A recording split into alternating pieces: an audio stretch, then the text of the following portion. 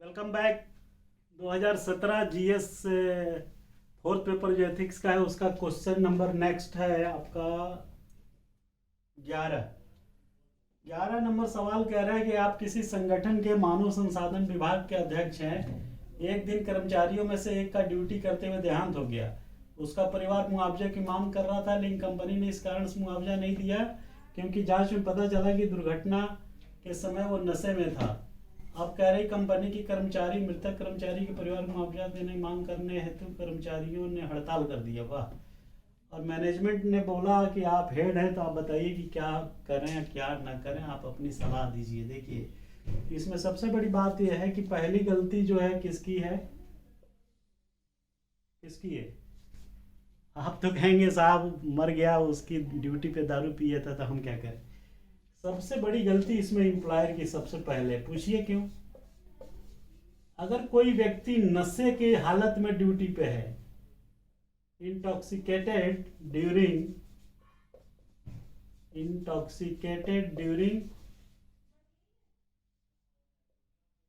Duty या work, भाई management को एक अपना सिस्टम ऐसा मजबूत रखना चाहिए जिसकी वजह से कोई जल्दी नशा करके ड्यूटी पे आए ही ना। अगर आ गया है तो उसको ड्यूटी पे ना ले। तो एक टेस्टिंग मेथडोलॉजी होना चाहिए। जैसे भारतीय रेल में कोई भी ड्राइवर गार्ड जब आता है तो पहले उसकी ब्रीथलाइजर टेस्ट होता है और बीच में रेंडम टेस्ट भी हो जाता है। तो ऐसी व्यवस्था है कि जिसकी वजह से ड्यूटी पे कोई नशा करके आ ही नहीं सकता। टेस्ट करिए। खैर एनीवे ये क्वेश्चन का पार्ट नहीं है, सॉरी, ये मैं अलग से बताने चला। यही सब चीज़ें गलती होती है। देखिए ये सब जो मैंने बताया लिखना नहीं है आपको, लेकिन दिमाग में जानकारी है ना कहीं से आदमी जो है उसको उड़ेलना चाहता है कि देखो ये है वो है। ये सिंपल पूछ रहा है कि भाई उसको क्या करिएगा। तो दो तीन ऑप्शन है। पहला ऑप्शन है कि फुल कंपनसेशन दे दिया जाए, बात खत्म हो जाएगी, वही वो चाह रहा है। दूसरा है कि नो कंपनसेशन, क्योंकि भैया ड्यूटी पे जो है नशे की हालत में था, क्यों इंटॉक्सिकेटेड था, उसकी गलती थी, नशे की हालत में आया तो मरेगा ही। और तीसरी है कि भाई चलो ह्यूमैनिटेरियन ग्राउंड पे, मानवीय आधार पे उसको 50-50 कुछ कर देते हैं कि आधा कुछ सेटल हो जाए और आधा जो कंपनी की बात भी रह जाए। तो तीनों ऑप्शन है, लेकिन तीनों ऑप्शन के कुछ अच्छाई है और कुछ बुराई है, यही आपको बताना है। पहला ऑप्शन की क्या क्या अच्छाई होगी, इसमें क्वेश्चन में क्या कह रहा है कि गुण उद्देश्य। हाँ, आपने दी गई सलाह, तो तीन सलाह है, तीनों सलाह के बारे में आपको पॉजिटिव नेगेटिव बता देना है और क्वेश्चन खत्म हो जाएगा। ये जो एम्प्लॉयर की ड्यूटी है ये सब पहले लिखने की जरूरत नहीं है, मैंने आपकी ऐसी जानकारी के लिए बता दिया था। क्वेश्चन के आंसर का वो पार्ट नहीं है, ध्यान दीजिए। यही चीज है जो लोग लिख के अननेसेसरी टाइम खराब करते हैं। तो फुल कंपनसेशन देने में नुकसान क्या है, प्लस माइनस। सबसे बड़ा नुकसान ये है कि अगेंस्ट द रूल काम होगा इसमें, क्योंकि लिखा हुआ रहता है कि जब आप इंटॉक्सिकेटेड होंगे ड्यूटी के दौरान, इवन इंश्योरेंस में भी लिखा होता है कि इंटॉक्सिकेटेड सिचुएशन में अगर आपका एक्सीडेंट आपने गाड़ी का कर दिया तो हम कुछ मुआवजा नहीं देंगे। तो सबसे बड़ा तो इसमें यह है कि अगेंस्ट द रूल काम होगा ऑर्गेनाइजेशन के। इसके वजह से क्या होगा, दूसरा नुकसान कि बाकी जो कर्मचारी हैं वो भी उसके जो फॉलोअर बन जाएंगे। अरे ठीक है दारू पियो मर जाओ, क्या दिक्कत है, कंपनसेशन तो सरकार ने दे ही दिया, कंपनी ने तो दे ही दिया। तो दूसरा जो है फॉलोअर्स बन जाएंगे बहुत ज़्यादा, उनको मोटिवेशन डीमोटिवेशन सब मिलने लगेगी। तीसरा नुकसान ये होगा कि कंपनी का इकोनॉमिक लॉस होगा। जिस बात के लिए उसको एक्सपेंडिचर बियर नहीं करना है वो काम उसको करना पड़ेगा। और क्या नुकसान होगा, और चौथा नुकसान उसमें ये होगा कि जो लोग ट्रेड यूनियन वाले हैं उनकी अपनी रोजी रोटी जो है मजबूत होने लगेगी। वो कहेंगे देखिए हम इन्हें दिला दिया, तो ट्रेड यूनियनिज्म को बढ़ावा मिलने लगेगा वहाँ। उसके बाद क्या नुकसान होगा कि एक जो व्यवस्था जो सिस्टम है जो चली आ रही है ठीक ठाक, उसको चैलेंजेस करने लगेंगे। कौन, बाहरी कौन, जो वहाँ के कर्मचारी हैं और जो उनको मोटिवेट करने वाले जो प्रेशर ग्रुप्स हैं। तो व्यवस्था के ऊपर प्रश्न चिन्ह लगने लगेगा कि कंपनी तो कमजोर है यार, थोड़ा भी हड़ताल कर दो तो डर जाती है, दे देती है। तो ये सब नुकसान है। आगे चल के इसका और रिपरकशन ये होगा कि प्रोडक्टिविटी पे फर्क पड़ेगा। हर आदमी लापरवाह होने लगेगा, दारू पियो मस्त रहो घूमते रहो, प्रोडक्टिविटी कम हो सकती है। और प्रोडक्टिविटी कम होने का साथ साथ जो है, जो टोटल क्वालिटी मैनेजमेंट है वो भी शिथिल पड़ जाएगी। कि आदमी सोचेगा कि चलो चलता है, यहाँ तो सब चलता है, कोई किसी का कुछ बिगड़ता नहीं है। तो ऐसे बहुत सारे पॉइंट हो सकते हैं। लेकिन फिर अगेन 250 शब्द की लिमिट है, और इसमें 2-3 ये चीज़ें हो गई, 3 सेगमेंट हमने बना दिया। एक के हिस्से में 50 वर्ड आएगा, 50 में प्लस माइनस है तो 25 वर्ड इसके हो गए, 25 इसके हो गए। 25 में देखिए हमने खुद 15-20 लिख दिया इस पे। अब इसमें और क्या डिस्क्रिप्शन लिखिएगा, तो ऐसे करके लिखना ज़्यादा बेहतर होगा।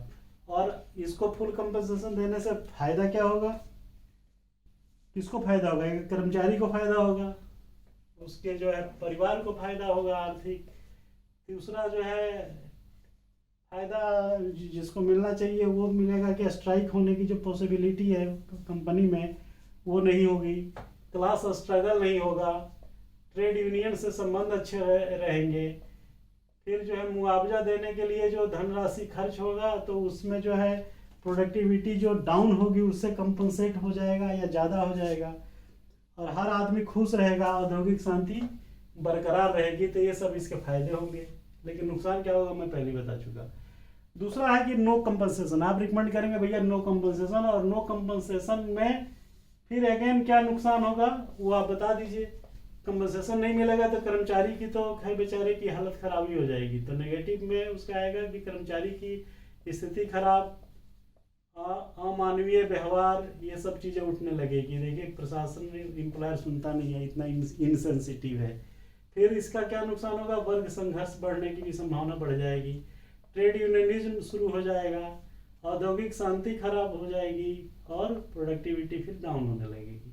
अगर आप कोई कंपनसेशन नहीं देते हैं तो ये नुकसान होने की संभावना है। लेकिन कंपनसेशन नहीं देते हैं तो उसका फायदा भी है कि स्ट्रिक्ट रूल के कंप्लायंस के आप मालिक बन जाएंगे। हर आदमी डरेगा, फिर डर के मारे काम करेगा, क्योंकि इंडिया में तो खास तौर से बिना डर के लोग काम ही नहीं करते भाई, सोचते हैं कि मौज करो। तो एक स्ट्रिक्ट बिहेवियर से जो लोगों में रिफ्लेक्शन होगा कि भाई स्ट्रिक्ट है प्रशासन, काम करिए, काम के बदले दाम मिलता है तो काम पहले करिए फिर दाम की बात करिए। दूसरा फायदा ये होगा कि लोगों में ऐसे न करने की प्रवृत्ति जो है बढ़ेगी कि भाई दारू पी के नहीं आना, नहीं मर गए तो देखो लोग, उसका परिवार रोड पे आ गया। तो लोगों में कर्मचारियों में डर का भय होगा।